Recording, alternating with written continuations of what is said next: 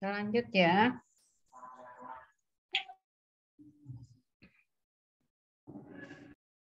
Jadi itu ya, itu unsur-unsur dari perbuatan melawan hukum atau yang dalam bahasa Belandanya disebut onrechtmatigheid. Ada 4 unsurnya. Dan unsur-unsur ini termasuk ke dalam unsur-unsur yang harus ada semuanya. Ya, bersifat kumulatif. Bukan bersifat alternatif, unsur 1 saja, unsur 3 saja, tidak. Tapi ini sifatnya kumulatif, sama dengan pasal 1320. Kumulatif harus ada semua. Cuma kalau 1320 ini nanti ada perbedaannya adalah pada akibat hukum jika tidak terpenuhinya syarat. Kemudian 4 syarat tersebut harus dipenuhi. Bila tidak dipenuhi, maka tidak dapat digolongkan sebagai onrechtmatigheid atau PMH. Nanti kalau Anda sudah tamat, bergabung, magang-magang, kemudian Anda diberi tugas untuk mengidentifikasi apakah perbuatan ini perbuatan melawan hukum atau bukan, ya ukurannya ini. Ukurannya pasal 1365 ini. Ya. Kalau tidak memenuhi unsur-unsur itu, elemen-elemen pasal 1365, maka berarti perbuatan yang dilakukan oleh orang yang akan Anda tuduhkan itu, atau Anda membela orang yang dituduh, Anda bisa menangkal bahwa ada syarat yang tidak terpenuhi di dalam yang seharusnya ada di dalam PMH. Ya. Disinilah gunanya kita mempelajari pasal itu secara pelan-pelan. Unsur ke-1 sekarang, saya masuk ke unsur ke-1. Yaitu perbuatan itu ialah perbuatan melawan hukum. Ya, perbuatan melawan hukum. Onrechtmatig itu adalah hukum, perbuatan adalah daad. Jadi onrechtmatigheid ialah perbuatan melawan hukum. Ini ada beberapa pendapat yang pernah ada tentang apa sebenarnya perbuatan melawan hukum itu. Apakah perbuatan melawan hukum itu identik dengan perbuatan melawan undang-undang atau apa?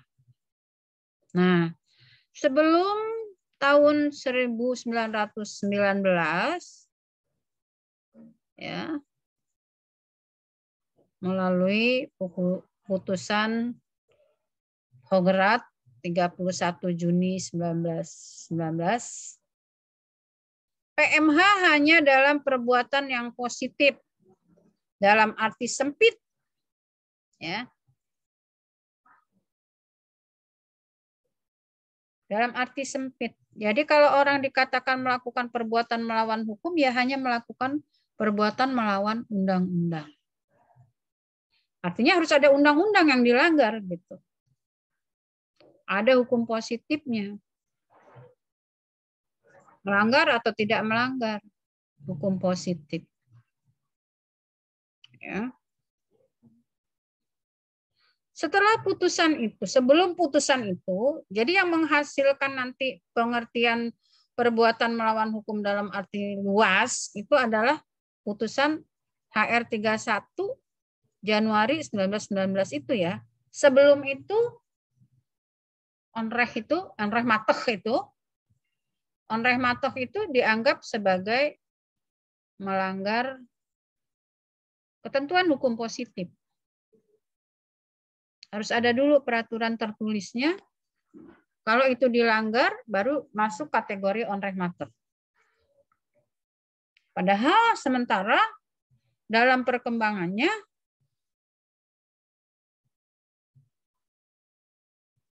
banyak tindakan-tindakan atau perbuatan-perbuatan yang melanggar misalnya kesusilaan, melanggar ketertiban umum, melanggar kelayakan, ya.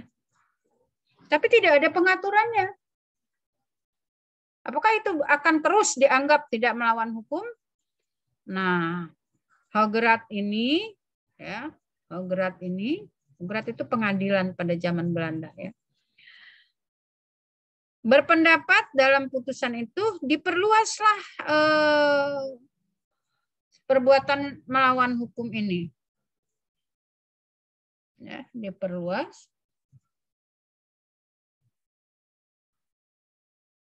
Termasuk kalau dia harus melakukan perbuatan, tidak melakukan. Kan kita udah belajar tentang prestasi. Anda ngambil nggak sih? Ini saya lagi jelasin ini ya. Lagi jelasin di Ekbis. Kalau Anda udah ngambil perikatan, Anda udah tahu ya bahwa ada yang namanya prestasi.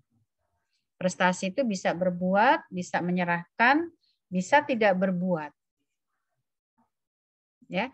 Kalau sebelum HR 31 Januari itu konotasinya pada orang berbuat saja. Orang berbuat melanggar ketentuan peraturan tertulis. Setelah itu, termasuk orang yang seharusnya berbuat tapi dia tidak berbuat, itu masuk ke dalam onreh matah. Ya, prestasi. Anda ya, prestasinya itu Anda tidak boleh melakukan itu. Anda tidak boleh berbuat. Tapi Anda berbuat saja. Misalnya Anda tidak boleh membuat pagar di belakang rumah Anda karena menutup akses orang yang mau keluar karena dia rumahnya di belakang rumah Anda. Anda tutup juga, berarti Anda one prestasi. Nah, setelah putusan Hograt 1919 ini, itu diperluas. Termasuk tidak melakukan perbuatan, itu juga termasuk onreh matah. Bukan hanya melakukan saja, tapi juga termasuk tidak melakukan. Harusnya tidak melakukan, dia melakukan. Harusnya melakukan, dia tidak melakukan. Itu masuk dalam onreh matah. Kemudian ini unsur perbuatannya, ya, perbuatan yang aspek nomor 1 tadi ya. Yang dikategorikan sebagai perbuatan melawan hukum itu ialah pada perbuatan baik secara negatif, mencakup perbuatan negatif dan tidak berbuat. Ya, jadi maksudnya ginilah, yang gampangannya saja ya. Kalau prestasinya harus berbuat, dia tidak berbuat. Ya. Kalau prestasinya harus tidak berbuat, malah sebaliknya dia berbuat. Itu terkategori ke dalam unsur pertama dari PMH. Masuk dalam kategori onreh matahnya. Ya, unsur pertama masuk tuh. Conteng, masuk unsur pertama. Ya. Ini ya. Di dalam Hograt itu dirinci ya setelah Hograt putusan itu tidak lagi hanya pada perbuatan yang melawan hukum atau melawan peraturan-peraturan hukum positif, tapi dia berpandangan Hograt itu putusannya PMH itu ialah suatu perbuatan yang melanggar hak orang lain. Atau jika orang berbuat bertentangan dengan kewajiban haknya sendiri. Itu juga termasuk onreh matah. Meskipun tidak ada, misalnya tidak ditemukan hukumnya, atau ditemukan hukumnya, kayak tadi ya, misalnya hak konsumen ialah memperoleh informasi yang jelas tentang produk. Maka setiap produk harus ada tulisannya, ini terdiri dari apa. Itu namanya hak konsumen. Kalau itu dilanggar oleh produsen, maka produsen itu masuk dalam kategori onreh matah. Tidak memberikan keterangan yang sempurna. Ya. Orang misalnya menjual makanan frozen misalnya. Frozen itu kan kita kadang udah nggak jelas lagi ya, itu makanan olahan itu dibuat dari apa gitu ya. Tahu-tahu kita lihat kayak daging, kayak apa gitu. Itu dagingnya daging apa, diolah dari apa. Nah, haknya konsumen itu memperoleh keterangan itu secara jelas berdasarkan undang-undang konsumen. Kalau itu nggak jelas, berarti produsennya ini masuk sini. melanggar haknya orang lain, melanggar haknya konsumen. Doang sudah dikasih kejelasan kok nggak dijelasin. Produk itu makanya balik-balik lagi ya, konsumen itu memang harus pinter, teliti, cerdas dalam membeli gitu. Jangan nanti kalau udah rugi baru ribut. Padahal dia nggak baca. Itu makanan kemasan itu, makanan olahan itu terdiri dari apa saja gitu. Ya, jadi ini ya, jadi si HR 1919 itu dia ngomong di dalam putusannya itu bahwa termasuk PMH itu ialah suatu perbuatan yang melanggar haknya orang lain. Silakan saja peraturan mana yang mengatur tentang hak-hak orang. Kalau itu dilanggar, maka orang lain yang melanggar itu termasuk melakukan onreh matah. Ya. Atau dia justru tidak melakukan kewajiban. Kewajiban produsen ialah, baca di dalam Undang-Undang Konsumen, apa kewajiban pelaku usaha? Kok dia tidak melakukan, misalnya. Dia tidak melakukan itu, maka termasuklah produsen itu atau pelaku usaha itu melakukan unsur pertamanya masuk, pasal 1365.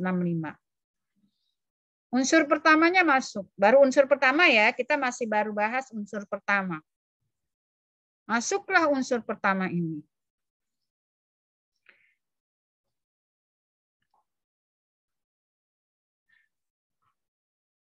Ya. Perbuatan itu harus melanggar hak orang lain atau bertentangan dengan kewajiban hukumnya sendiri yang diberikan oleh undang-undang. Ada undang-undang yang aturnya. Tadi udah Ibu contohkan. Dalam Undang-Undang Perlindungan Konsumen itu ada kewajiban produsen, kewajiban dan hak pelaku usaha, ada kewajiban dan hak konsumen. Kalau itu dilanggar, berarti entah yang melanggar itu konsumen atau yang melanggar itu produsen. Kebetulan kita lagi bicara soal tanggung jawab produk, maka kita sedang fokus kepada produsen. Gitu. Ya.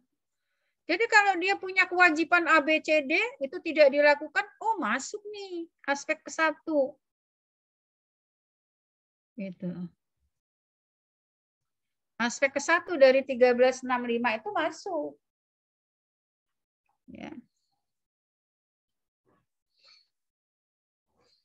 Melanggar artinya di sini diartikan sebagai melanggar ketentuan undang-undang. Makanya disebut onreh matah. Ya, onreh. Bukan onweh ya, ini onreh. Onreh. Onreh matah. Ya, gitu ya. Oke, kita lanjut.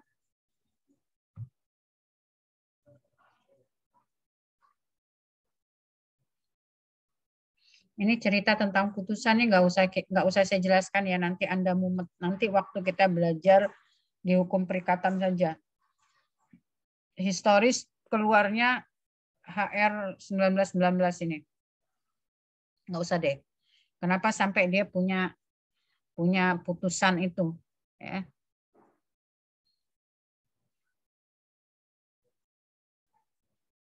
Ya, ini pemalsuan ya. Jadi dia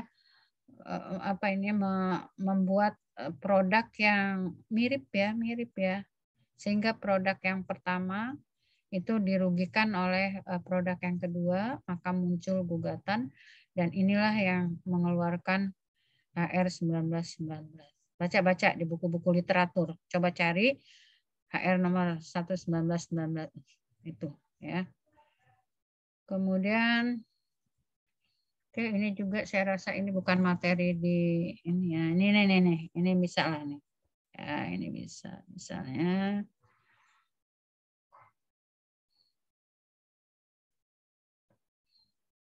Nah, di sini ya.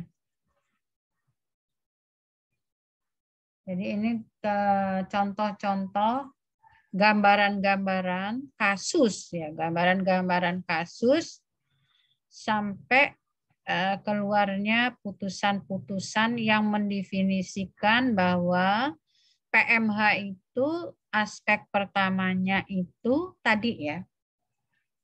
Ada yang secara positif memang tidak melakukan yang seharusnya ia lakukan. Ada perbuatan negatif, dia justru melakukan apa yang seharusnya tidak dilakukan. Ya, ini nanti kalau Anda ngambil hukum perikatan ini baru saya jelaskan deh ya. Nanti enggak kesander.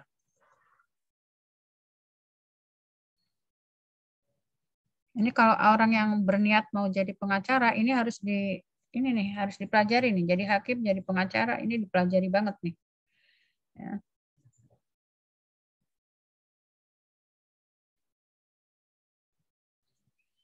Ya, jadi atas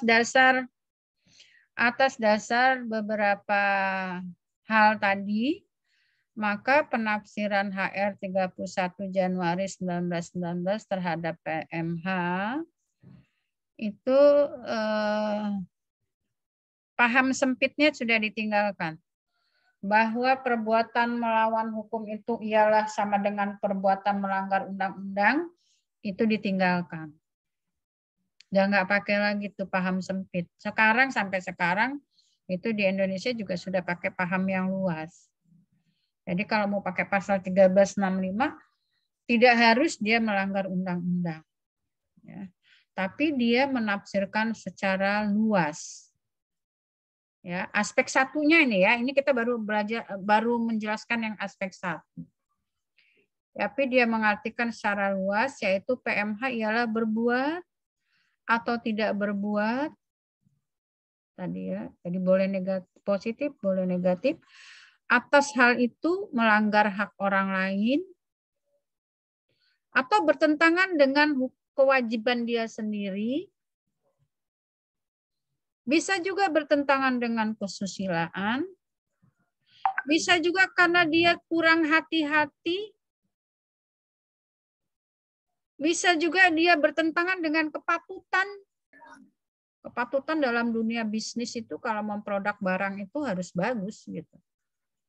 Maka kalau dia tidak bagus, ya, kalau dia produknya cacat, dia termasuk aspek ke-1 dari 1365 itu sudah terpenuhi. Tinggal kita nanti membuktikan yang kedua, ketiga, dan keempat.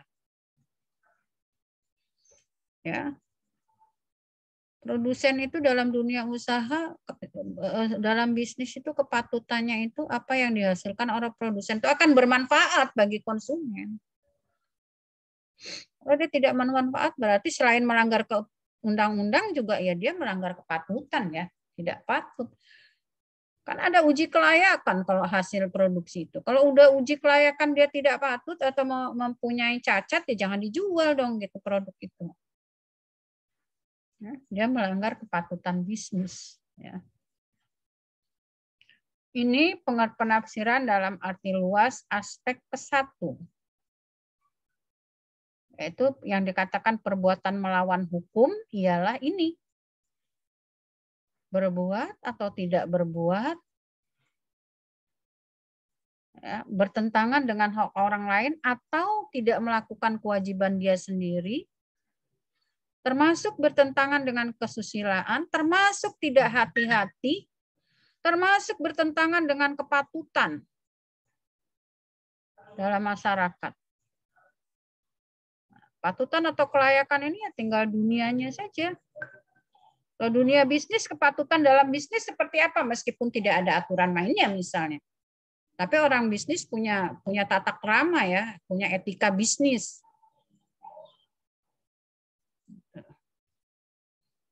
Nah, setelah HR 31 Januari 1919 ini ternyata unsur kesusilaan itu masuk dalam aspek hukum. Kesusilaan, melanggar kesusilaan ternyata masuk dalam aspek hukum sudah. Sehingga perbuatan yang bertentangan dengan kesusilaan atau kesopanan juga dapat digugat melalui pasal 1365. Ya, ini sekalian untuk dalam arti luas ya, artinya kita tidak hanya yang berkaitan dengan produk cacat tadi.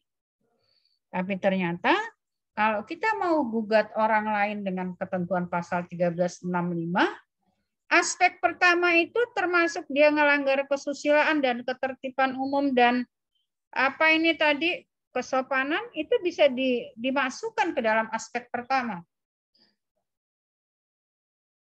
Ya. Oke.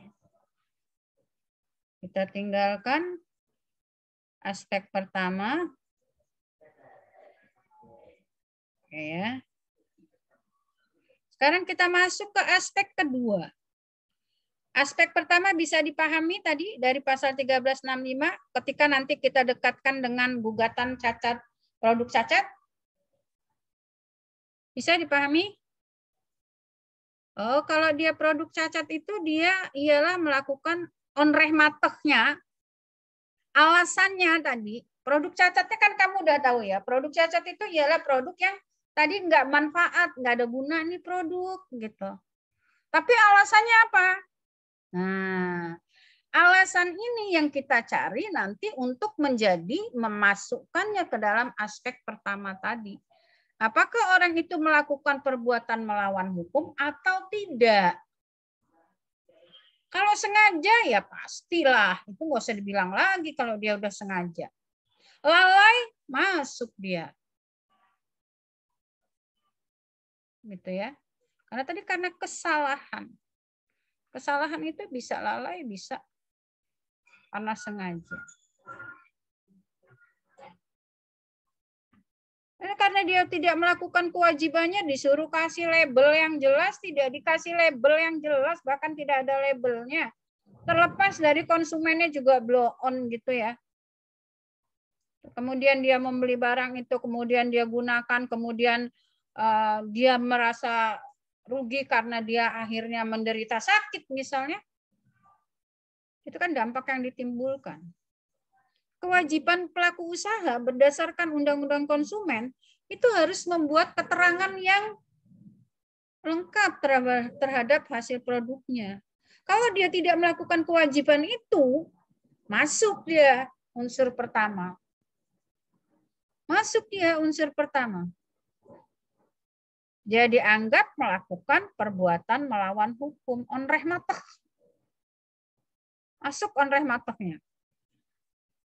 Ya, kemudian aspek yang kedua, yang pertama ada yang masih tidak jelas. Silakan kalau masih ada yang tidak jelas. Aspek pertama loh, aspek pertama. Ini kan nanti kita punya 4 aspek nih. Agar orang bisa digugat menggunakan pasal 1365. Aspek pertama, onreh mateh. Melawan hukum. Melawan hukum sekarang ialah sudah ditafsirkan secara luas. Tidak hanya bertentangan dengan ketentuan peraturan perundangan, tapi juga termasuk melanggar kesusilaan, termasuk juga melanggar kepatutan, itu bisa kita katakan sebagai perbuatan melawan hukum. Kalau tadi produk cacat itu karena disebabkan karena kesengajaan, ya itu mah pasti gitu ya, unsur pertama masuk. Tapi kalau bukan karena kesengajaan, kita akan cari lagi, kita akan telisik lagi. Penyebabnya karena apa? Nah, sekarang kita masuk ke unsur kedua. Bahwa perbuatan-perbuatan yang dilakukan itu, onreh matehnya itu karena kesalahan maupun karena kelalaian. Kesengajaan ini mestinya ya. Kesengajaan, kelalaian dalam PMK. Unsur kedua adalah kesalahan dan kelalaian. Ini kelalaiannya, kesengajaan dan kelalaian. Ini yang dalam hukum perdata kita sebut sebagai kesalahan. Ya. Jadi kesalahan itu terdiri dari kesengajaan dan kelalaian. Ini kasih dalam kurung saja ya. kesengajaan dan kelalaian. Jadi orang salah di dalam perdata itu, dia sengaja ya pasti salah, dia lalai termasuk juga salah. Gitu ya. Unsur kedua itu adanya kesalahan. Ada aspek kesalahan. Jadi artinya melakukan perbuatan melawan hukum itu bisa karena sengaja, bisa karena dia lalai. Itu termasuk aja lu salah gitu. Ada aspek kesalahan. Saya pikir kalau aspek kedua ini, kalau aspek pertama itu sudah terpenuhi, aspek kedua terpenuhi. Karena dia tidak bisa ngelak. Baik dia sengaja maupun karena tidak sengaja, ya artinya sengaja maupun lalai tetap aja salah gitu.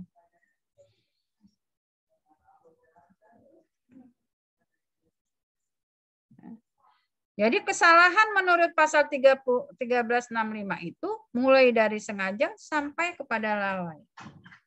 Maka percuma kita ngomong maaf, saya nggak sengaja. Ada orang-orang minta ganti rugi kepada kita, terus kita jawab, maaf saya nggak sengaja, saya nggak tahu. Oh, tidak bisa. Dalam perdata, kesalahan itu termasuk kelalaian. Ya, sengaja dan lalai sama-sama masuk salah deh.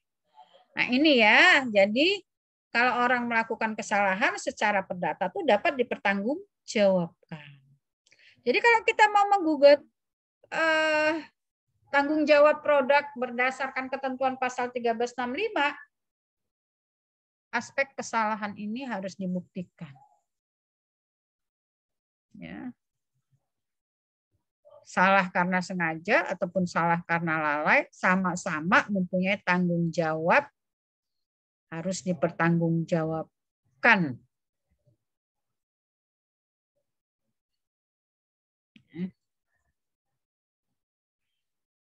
Nah, kalau orang yang bertanggung jawab tuh ya kebalik-balik lagi, orangnya ya memang harus cakap menurut hukum ya, bukan orang gila, bukan orang anak kecil. Gugat sama anak kecil ya nggak bisa. Gitu. Gugat sama orang gila yang nggak laku menurut hukum. Makanya ada orang bakar masjid terus pura-pura gila. Ada orang bunuh orang terus pura-pura edan. Karena apa? Orang gila tidak bisa dipertanggungjawabkan secara hukum. Cuma nanti ketika di persidangan kan dia nggak bisa ngaku-ngaku gila. Nanti kan ada dokter gila. Bukan dokternya yang gila ya. Maksud saya ada psikiater yang bisa memastikan apakah orang itu pura-pura gila apa memang gila beneran gitu. Itu ada ilmunya, saya nggak tahu, yang tanya. Ya. Kalau mau tanya aspek hukumnya aja, jangan tanya kenapa orang gila tuh gimana Bu ciri-cirinya, nggak tahu gue. Itu ada dokternya sendiri. Maka kalau mau ngaku gila atau tidak dipersalahkan karena dia gila ya harus dibuktikan. Nah, unsur kedua ini ialah kesalahan tadi. Kesalahan dalam perdata itu termasuk kesengajaan dan kelalaian. Itu aspek kedua. Jadi orang nggak bisa ngelak lagi ya. Biarpun dia sengaja, biarpun dia hanya karena lalai, ya sudah, dia tetap aja memenuhi aspek kedua gitu. Oke.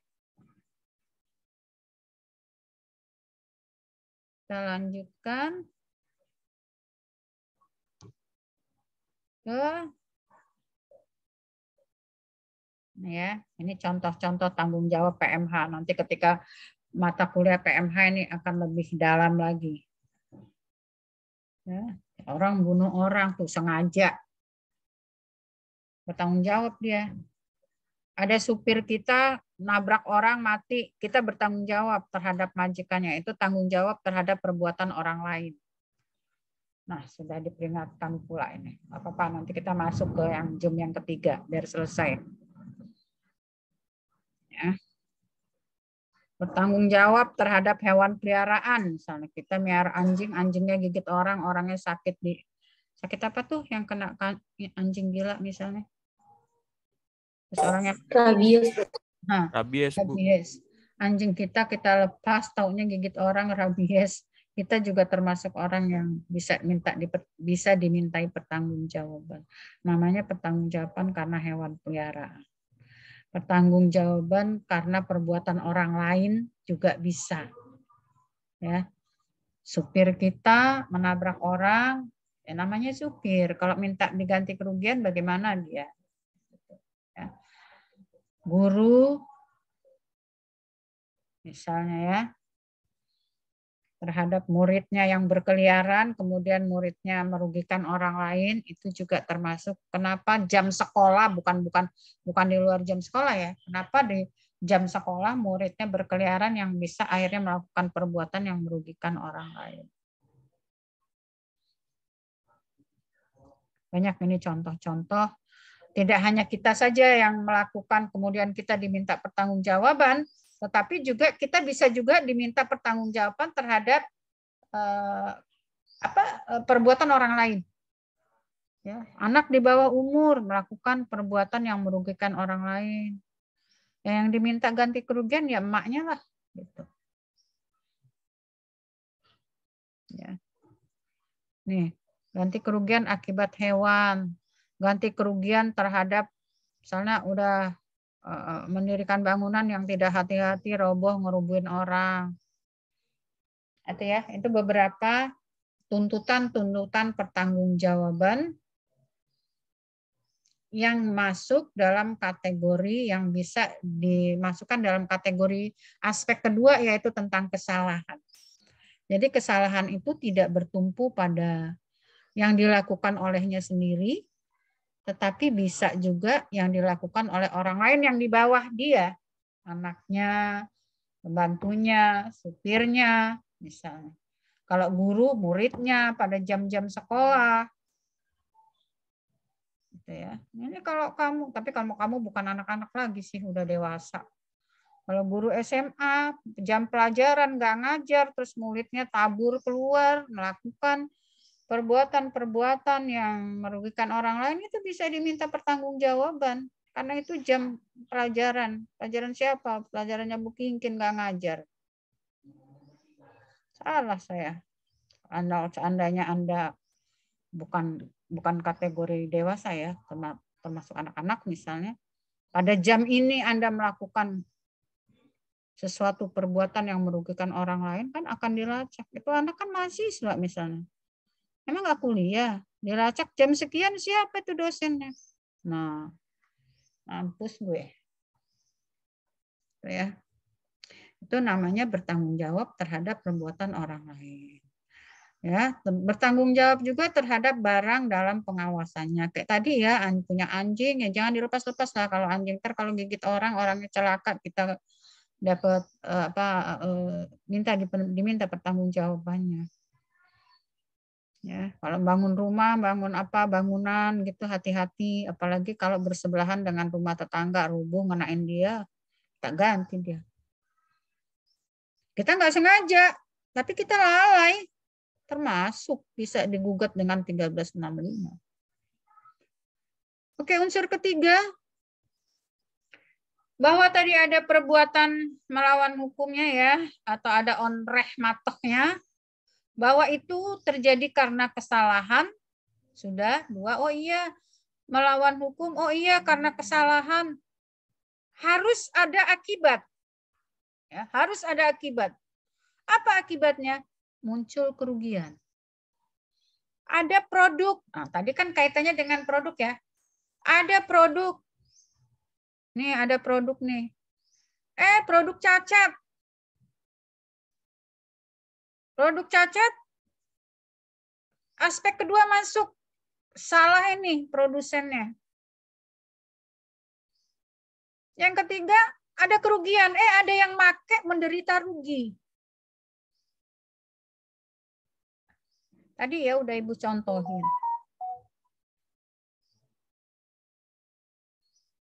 Penggunanya menderita kerugian.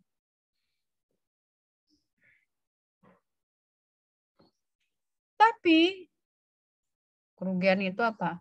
Kerugian itu di dalam perdata bisa biaya, bisa rugi, bisa dan bunga. Bunga itu maksudnya keuntungan yang diharapkan. Biaya ya biaya yang dikeluarkan, kerugian ya yang dideritanya sungguh-sungguh penyataan. Bunganya ialah sesuatu keuntungan yang diharapkan. Dia mau tampil, manggung, mau dangdut ria misalnya, dia akibat pakai bedak itu nggak bisa tampil karena mukanya bonyok. Misalnya. Itu bisa rugi saja karena rusak, bisa ada sesuatu yang diharapkan. Aku kalau manggung dapat uang sekian ini. Nggak bisa manggung karena mukanya rusak parah misalnya. Ya. Jadi itulah yang biayanya berapa. Biaya itu maksudnya membeli barang itunya misalnya berapa. Atau dia sudah pengobatan biayanya berapa. Kerugian fisiknya apa. Bunga yang diharapkan apa. Misalnya itu termasuk hitung-hitungan yang dimaksud dengan kerugian secara perdata. Ini cerita perdata secara umum, tapi kita kaitkan dengan gugatan produk cacat tadi ya. Ada kerugian. Ada konsumen yang menggunakan produk cacat tadi ternyata menderita kerugian. Ya. Dan kerugian itu secara nyata memang ditimbulkan karena tadi. Ya. Karena ada produk yang cacat tadi. Misalnya dia diare, itu karena dia minum obat itu, misalnya. Minum obat pelangsing itu. Diare tak berkesudahan, sampai dehidrasi misalnya.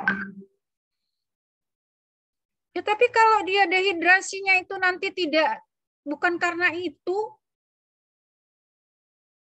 ya tetap tidak memenuhi unsur yang keempat nanti. Secara nyata iya pelaku usahanya yes melakukan perbuatan yang bertentangan dengan hukum. Aspek kedua yes itu dia lakukan dengan kesalahan. Aspek kesalahannya ya. Aspek ketiga ya konsumennya menderita rugi. Ada aspek keempat yang harus dibuktikan lagi. Apa iya konsumen itu diare karena minum obat itu? Misalnya. Unsur keempat, harus ada hubungan kausal, hubungan bertimbal balik antara tadi perbuatan produsen dengan kerugian yang diderita oleh konsumen itu. Terjadi kebakaran misalnya. Terjadi kebakaran itu akibat misalnya pemakaian alat apa yang tadi ada merupakan produk cacat misalnya. Nah itu harus dibuktikan. Kalau Anda mau gugat kerugian harus dibuktikan. Oh kebakaran tuh karena dia, karena alat itu gitu. Tapi kalau kebakarannya bukan karena itu, karena Anda sendiri yang misalnya bukan karena kulkasnya tapi karena kompor meledus misalnya, nggak ada hubungannya dengan alat tadi, dengan produk cacat kulkas tadi misalnya. Kalau tidak ada hubungannya ya tidak bisa ya digugat gitu tidak bisa. Itu. Jadi harus ada hubungan kausal atau hubungan bertimbal balik. Ya. Ini harus ada hubungan bertimbal balik itu aspek yang keempat. Nah, kalau kita mau menggugat 1365 terhadap produk cacat, 4 hal itu harus terpenuhi. 4 hal itu harus terpenuhi. 1, memang pelaku usahanya melakukan perbuatan melawan hukum. Bukan melanggar hukum ya. Melakukan perbuatan melanggar hukum. Yang kedua, karena kesalahan dia. Yang ketiga, timbul kerugian. Yang keempat, ada hubungan antara kerugian yang timbul dengan perbuatan si